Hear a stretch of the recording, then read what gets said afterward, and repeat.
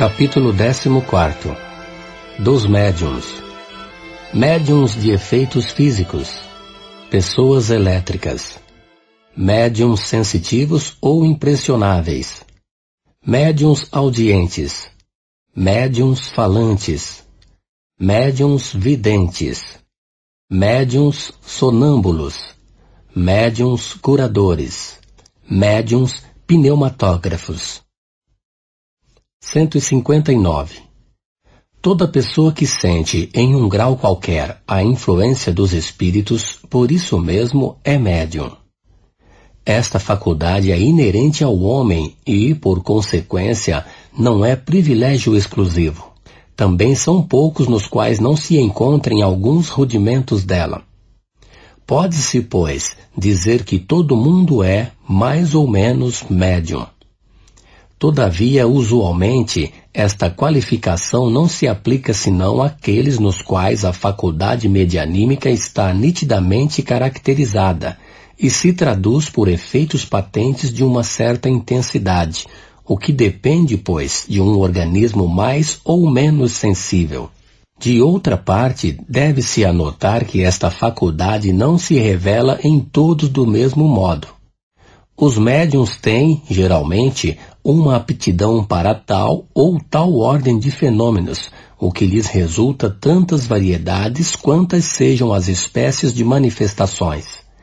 As principais são os médiuns de efeitos físicos, os médiuns sensitivos ou impressionáveis, audientes, falantes, videntes, sonâmbulos, curadores, pneumatógrafos, escreventes ou psicógrafos. 1. Médiuns de efeitos físicos. 160. Os médiuns de efeitos físicos são mais especialmente aptos a produzirem fenômenos materiais, tais como os movimentos dos corpos inertes, os ruídos, etc. Podem-se dividi-los em médiuns facultativos e médiuns involuntários. Ouvir segunda parte, capítulo 2 e 4. Os médiuns facultativos são aqueles que têm consciência do seu poder e que produzem fenômenos espíritas por ato da sua vontade. Esta faculdade, se bem que inerente à espécie humana, como já dissemos, está longe de existir entre todos no mesmo grau. Mas se há poucas pessoas nas quais seja absolutamente nula, as que são aptas a produzirem os grandes efeitos, tais como a suspensão de corpos pesados no espaço, a translação aérea e, sobretudo, as aparições são mais raras ainda. Os mais simples efeitos são os da rotação de um objeto, das pancadas pelo levantamento desse objeto ou na sua própria substância. Sem ligar uma importância capital a esses fenômenos, nos empenhamos em não negligenciá-los. Podem dar lugar a observações interessantes e ajudar à convicção. Mas há a se anotar que a faculdade de produzir efeitos materiais existe raramente naqueles que têm meios mais perfeitos de comunicação, como a escrita ou a palavra. Geralmente a faculdade diminui num sentido, à medida que se desenvolve em outro. 161. Os médiuns involuntários ou naturais são aqueles cuja influência se exerce com o seu desconhecimento. Não têm nenhuma consciência do seu poder e, frequentemente, o que se passa de anormal ao seu redor não lhes parece em nada extraordinário. Isso faz parte deles mesmos, absolutamente como as pessoas dotadas da segunda vista e que dela não suspeitam. Esses assuntos são muito dignos de observação, e não se deve negligenciar de recolher e de estudar os fatos desse gênero que podem chegar ao nosso conhecimento. Manifestam-se em todas as idades e, frequentemente, entre crianças muito jovens. Ouvir capítulo 5. Manifestações espontâneas. Esta faculdade não é, por ela mesma, indício de um estado patológico, porque não é incompatível com uma saúde perfeita. Se aquele que a possui sofre, isso deve-se a uma causa estranha. também os meios terapêuticos são impotentes para fazê-la cessar. Ela pode, em certos casos, ser consecutiva de uma fraqueza orgânica, mas jamais causa eficiente.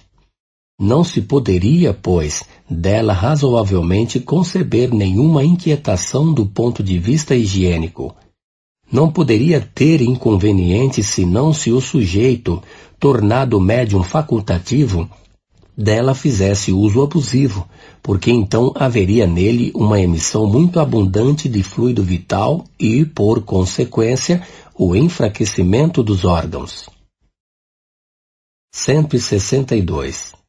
A razão se revolta à ideia das torturas morais e corporais às quais a ciência, algumas vezes, tem submetido a seres fracos e delicados, em vista de se assegurar se não havia fraude de sua parte. Essas experimentações, com muita frequência feitas com malevolência, são sempre nocivas aos organismos sensíveis.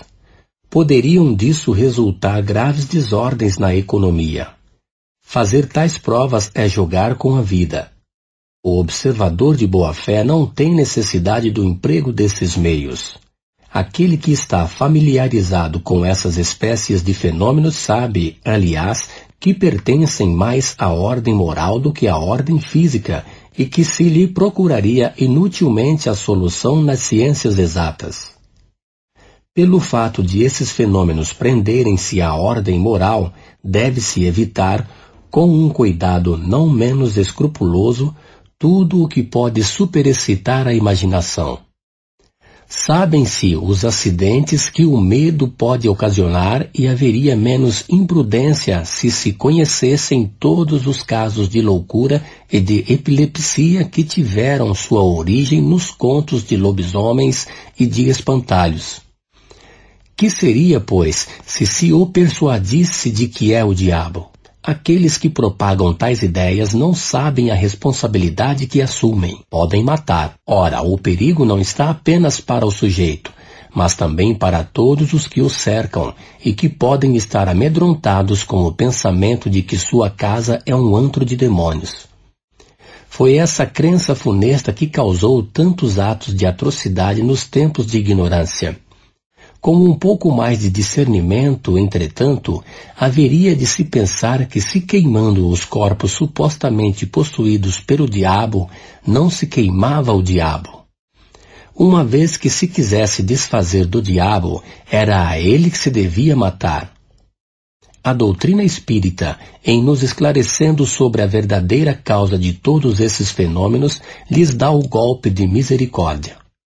Longe, pois, de fazer nascer esse pensamento, deve-se, e é um dever de moralidade e de humanidade, combatê-lo se existe. O que é preciso fazer quando uma faculdade semelhante se desenvolve espontaneamente num indivíduo é deixar o fenômeno seguir seu curso natural. A natureza é mais prudente do que os homens. A providência, aliás, tem seus objetivos, e o menor pode ser instrumento dos maiores desígnios. Mas é preciso nisso convir esses fenômenos, algumas vezes, adquirem proporções fatigantes e importunas para todo mundo. Nota: um dos fatos mais extraordinários dessa natureza, pela variedade e estranheza dos fenômenos, é, sem contradita, aquele que teve lugar, em 1852, no Palatinado, Baviera Renana, em Bergzabern, perto de Wissemburg. É tanto mais notável porque reúne, mais ou menos no mesmo indivíduo, todos os gêneros de manifestações espontâneas. Barulho de sacudir a casa, queda de imóveis, objetos lançados ao longe por uma mão invisível, visões e aparições, sonambulismo, êxtase, catalepsia, atração elétrica, gritos e sons aéreos, instrumentos tocando sem contato, comunicações inteligentes, etc. E, o que não é de importância medíocre, a constatação desses fatos durante quase 2 anos por inumeráveis testemunhas oculares, dignas de fé pelo seu saber e posição social. A narração autêntica foi publicada nessa época em vários jornais alemães e notadamente em uma brochura hoje esgotada e muito rara. Encontrar-se-á a tradução completa dessa brochura na Revista Espírita de 1858, com os comentários e explicações necessários. De nosso conhecimento, é a única publicação francesa que foi feita. Além do interesse impressionante que despertam esses fenômenos, são eminentemente instrutivos do ponto de vista do estudo prático do Espiritismo. Eis, em todos os casos, o que é preciso fazer. No capítulo 5 das manifestações físicas espontâneas, já demos alguns conselhos a esse respeito, dizendo que é preciso procurar se pôr em contato com os espíritos para saber deles o que querem.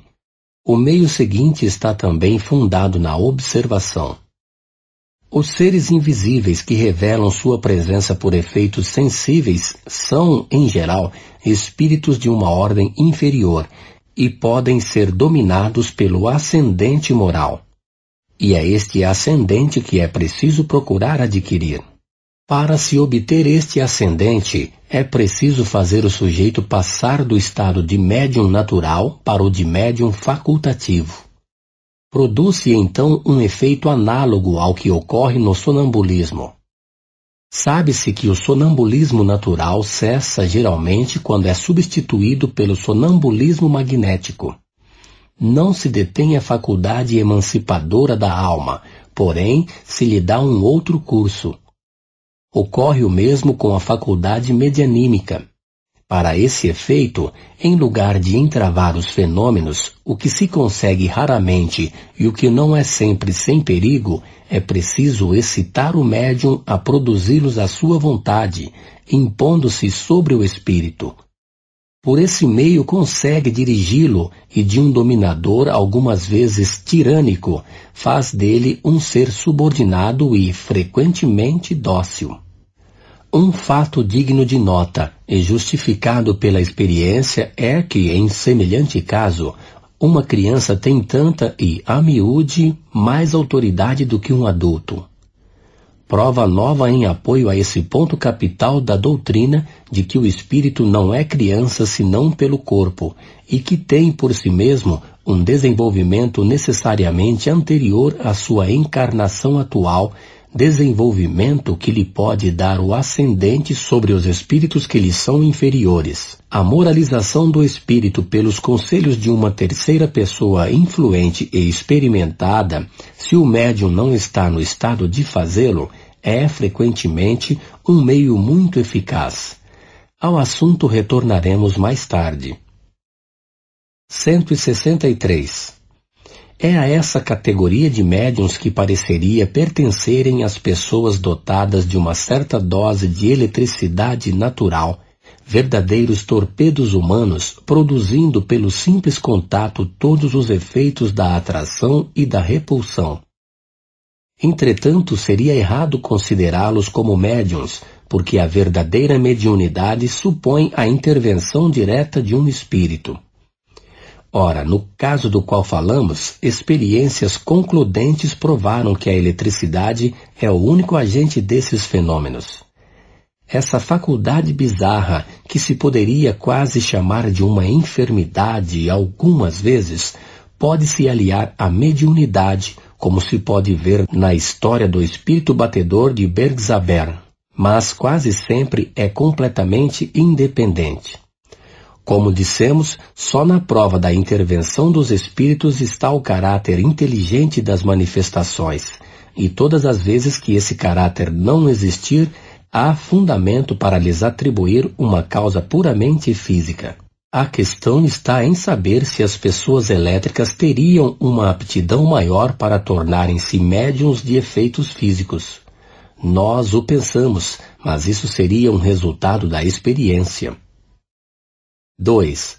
Médiuns sensitivos ou impressionáveis. 164. Assim se designam as pessoas suscetíveis de sentirem a presença dos espíritos por uma vaga impressão, uma espécie de roçadura sobre todos os membros, da qual não podem se dar conta. Esta variedade não tem um caráter bem definido. Todos os médiuns são necessariamente impressionáveis, e a impressionabilidade, assim, é antes uma qualidade geral do que especial. É a faculdade rudimentar indispensável ao desenvolvimento de todas as outras. Difere da impressionabilidade puramente física e nervosa, com a qual é preciso não confundi-la, porque há pessoas que não têm nervos delicados e que sentem mais ou menos o efeito da presença dos espíritos, da mesma forma que há outras muito irritáveis que não o sentem absolutamente. Esta faculdade se desenvolve pelo hábito e pode adquirir tal sutileza que aquele que dela está dotado reconhece, na impressão que sente, não só a natureza boa ou má do espírito que está ao seu lado, mas também sua individualidade, como um cego reconhece, por um certo não sei quê, a aproximação de tal ou tal pessoa. Torna-se, com relação aos espíritos, um verdadeiro sensitivo. Um bom espírito tem sempre uma impressão doce e agradável. A de um mau espírito, ao contrário, é penosa, ansiosa e desagradável. Há como um cheiro de impureza. 3. Médiuns audientes. 165. Eles ouvem a voz dos espíritos. Como dissemos, falando da pneumatofonia, algumas vezes é uma voz íntima que se faz ouvir no foro interior. De outras vezes é uma voz exterior, clara e distinta como a de uma pessoa viva. Os médiuns audientes podem, assim, entrar em conversação com os espíritos. Quando têm o hábito de se comunicarem com certos espíritos, os reconhecem imediatamente pelo caráter da voz. Quando não se está por si mesmo dotado desta faculdade, pode-se igualmente se comunicar com um espírito por intermédio de um médium audiente que ocupe a função de intérprete. Esta faculdade é muito agradável quando o médium não ouve senão os bons espíritos, ou somente aqueles que chama. Mas não ocorre o mesmo quando um mau espírito se obstina junto dele e o faz ouvir, a cada minuto, as coisas mais desagradáveis e, algumas vezes, as mais inconvenientes. Será preciso, pois, deles se desembaraçar pelos meios que indicaremos no capítulo da obsessão. 4. Médiuns falantes. 166. Os médiuns audientes que apenas transmitem o que ouvem não são, propriamente falando, médiuns falantes. Estes últimos, com muita frequência, não ouvem nada. Neles o espírito atua sobre os órgãos da palavra, como atua sobre a mão dos médiuns escreventes. O espírito, querendo se comunicar, serve-se do órgão no qual encontra mais flexibilidade no médium. De um empresta a mão, de outro a palavra, de um terceiro o ouvido. O médium falante se exprime geralmente sem ter a consciência do que diz, e, frequentemente, diz coisas completamente fora de suas ideias habituais, de seus conhecimentos e mesmo do alcance da sua inteligência.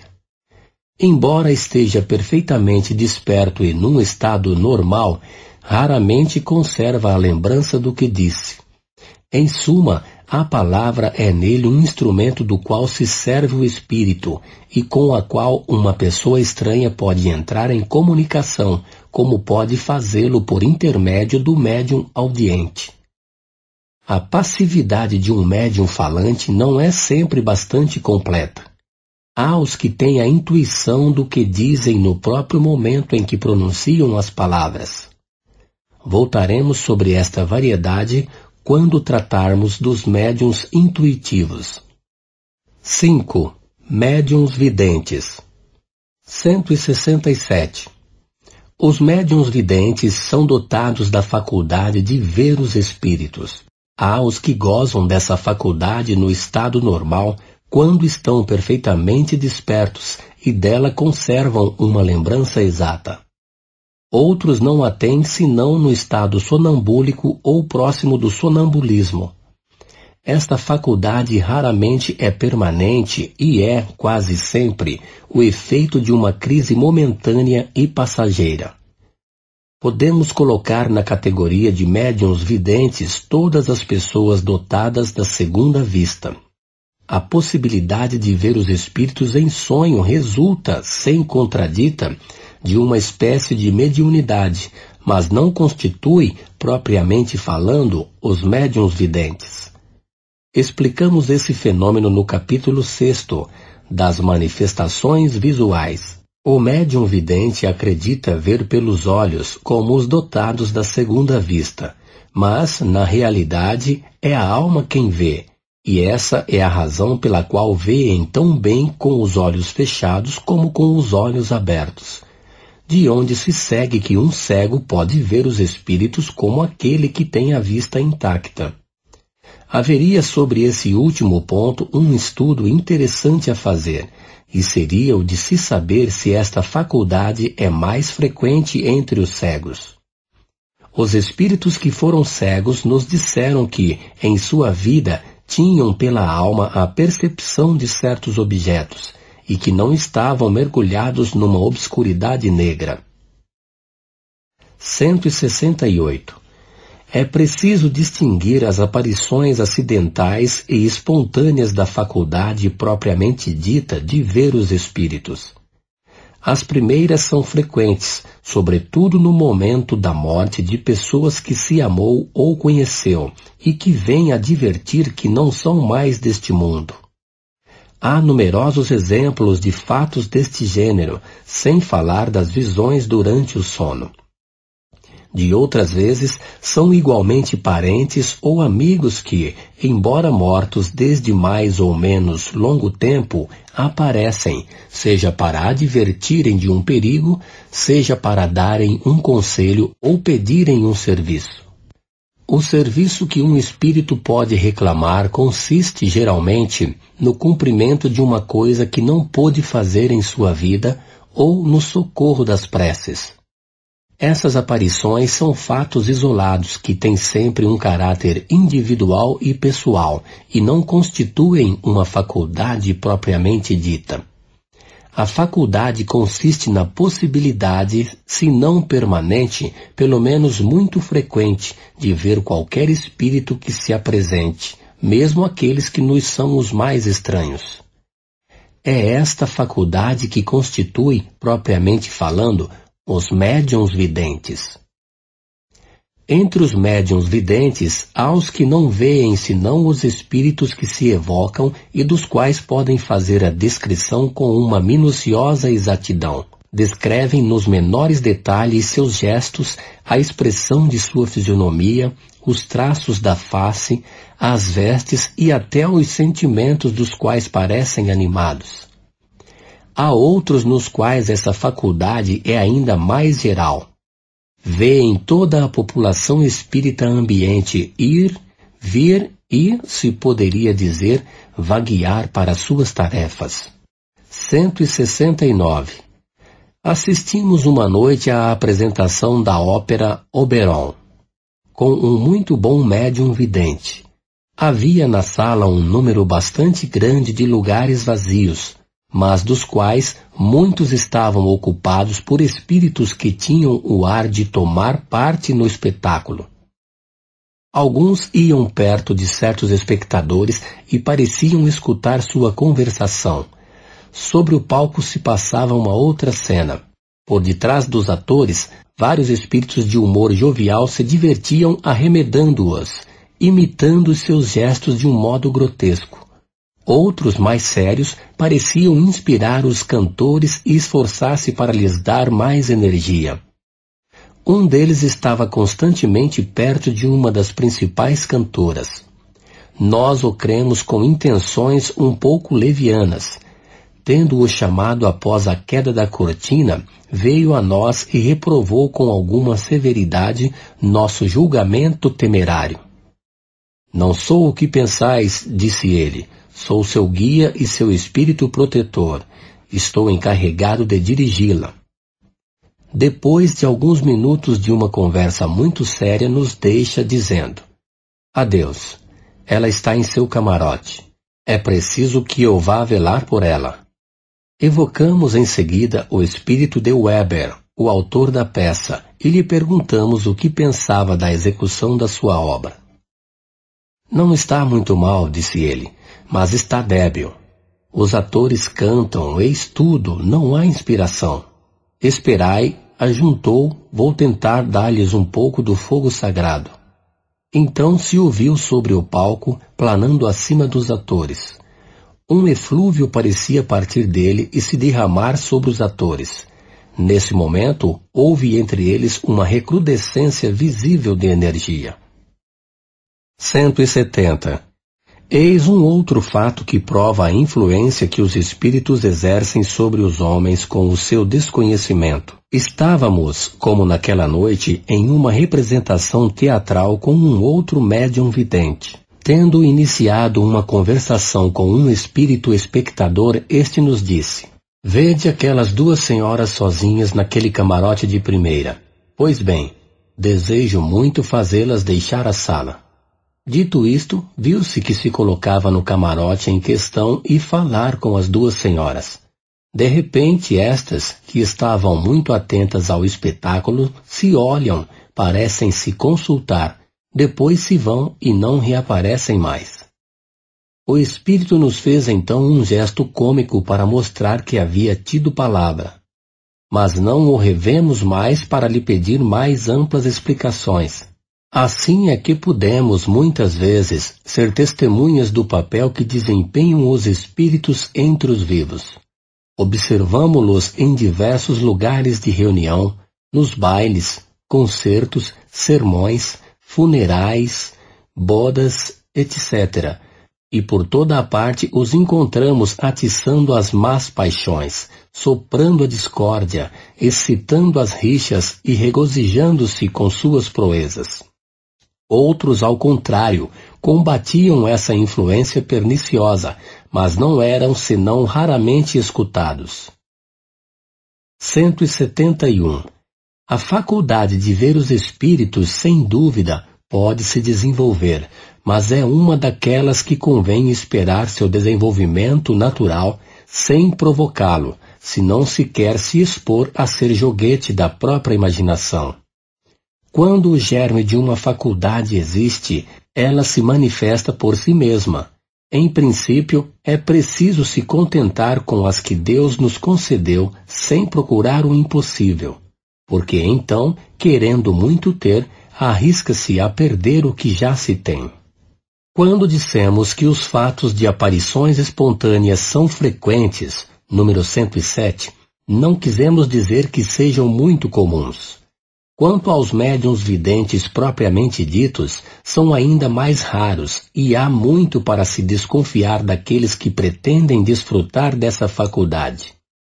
É prudente não lhes dar fé senão sobre provas positivas. Não falamos mesmo daqueles que se dão a ridícula ilusão dos espíritos glóbulos, que descrevemos no número 108, mas dos que pretendem ver os espíritos de um modo racional.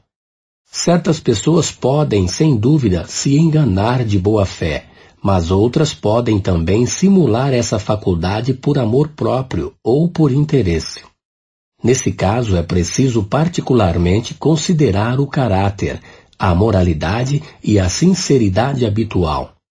Mas é, sobretudo, nas circunstâncias dos detalhes que se pode encontrar o mais certo controle, porque há os que não podem deixar dúvidas, como, por exemplo, o retrato de um espírito que o médium não conheceu jamais quando vivo.